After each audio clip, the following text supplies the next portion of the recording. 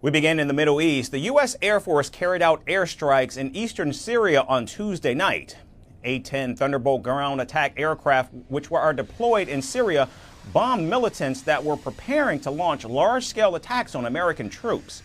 Washington has called the airstrike self-defense as jets swept into action to defend American ground forces.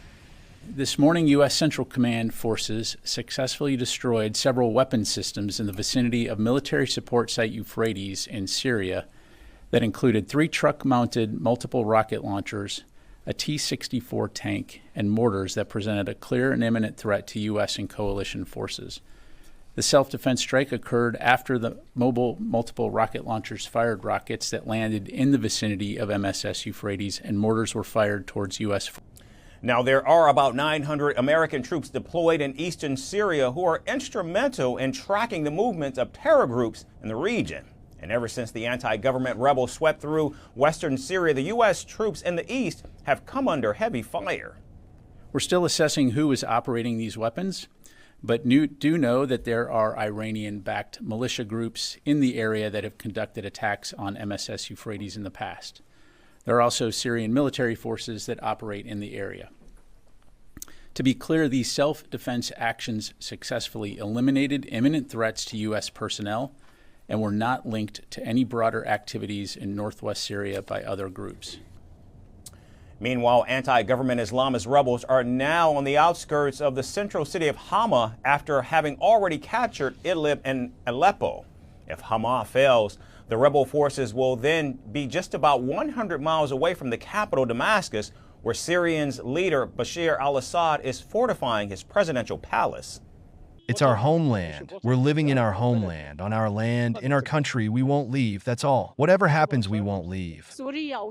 Syria, our troops, our young people, they're what's right. But the rebels are all strangers who want to control the country. It's clear what they want. They want to steal, to loot. They want everything. That's not a war. It's a war of thieves. Meanwhile, the United States and Russia accused each other for the chaos in Syria, with Washington blaming Moscow for supporting terrorism in the region.